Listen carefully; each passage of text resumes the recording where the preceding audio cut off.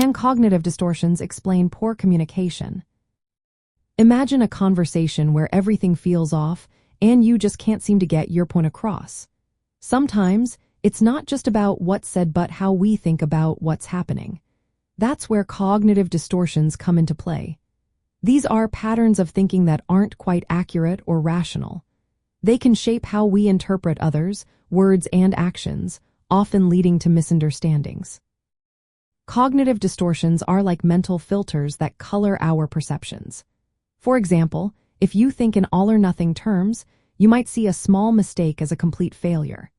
This can make you respond defensively or withdraw from conversations.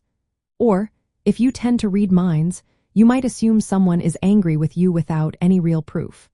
That can cause you to shut down or lash out, even if the other person is just having a bad day.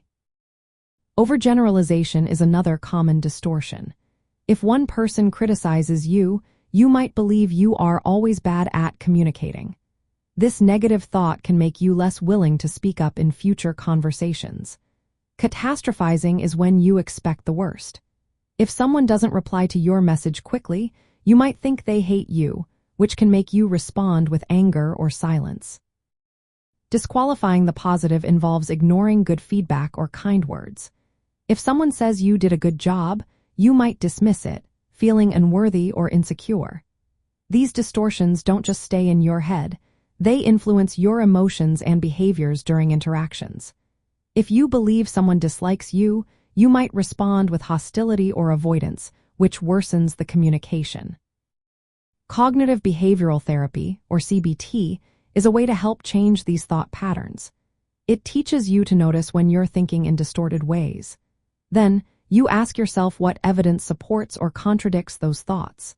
For example, if you think a friend is ignoring you, you can consider other reasons they might be busy.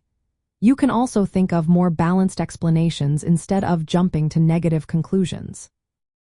Practicing these skills helps you respond more calmly and clearly. When you challenge your distortions, you reduce emotional reactions that can cloud communication. Instead, you can approach conversations with a more realistic view, making it easier to understand others and express yourself. So yes, cognitive distortions can definitely explain poor communication. They shape how we see and react to others, often making interactions more difficult than they need to be. Recognizing and changing these patterns through CBT can help you communicate more effectively and build better relationships.